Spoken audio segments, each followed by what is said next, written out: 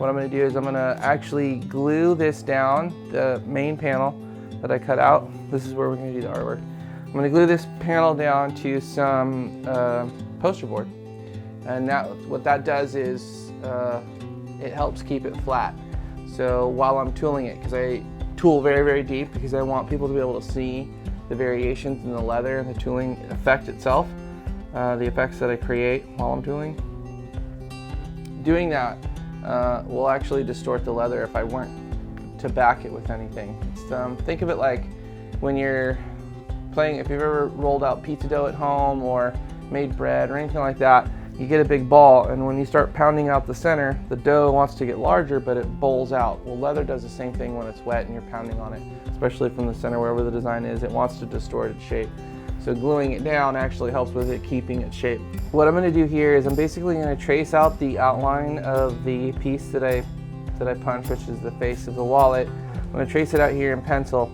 Then I'm going to glue all over that area and beyond that, because the glue also, while I'm casing the leather when it's on the cardstock, the glue itself kind of acts as a water barrier. So as I'm continuing to case my leather, it's not going to make the poster board or the cardstock want to wilt back, and then also get up under the leather and start it to want to separate. Now I'm going to get the glue, start in the center, and I work my way out from the center.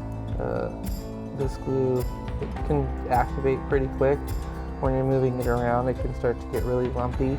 So that's why I start from the center and I just kind of use the brush and I move it out so it's a little more even that way. And then if I need to, I'll just use the excess, and I use roughly about a brush width, and I go all the way around the outside of it, at least in the main square area. I don't really tool a whole lot on the flap or the tongue of the wallet, you know, where the concho goes. Okay, so now I'm gonna put glue on the back side of the wallet panel. Same process, so I just brush so that the brush goes right off the edge. This glue is coming to its end. Instead of it looking nice and clear, it's starting to look like boogers. That's usually when your glue is starting to see its end. You don't want booger glue. You want like nice first runny nose glue. Okay. So I just lay the two pieces together, kind of press it down. I just run my hand around it to kind of get out any of the air bubbles or anything that's trapped in there, but also so it's nice and set well. Then I will cut it out.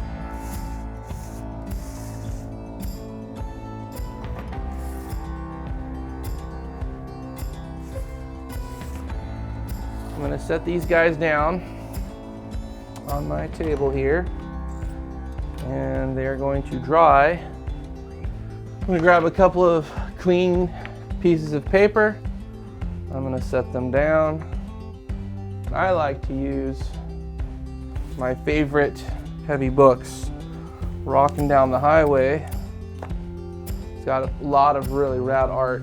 I also like to use my new Sean Dickinson art book. It's nice and heavy, plus it's a badass book.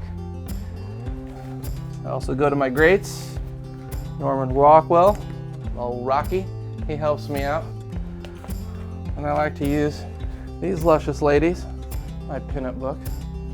And then to finish it off, every Harley Davidson you've ever wanted in one gigantic, heavy 25-pound book.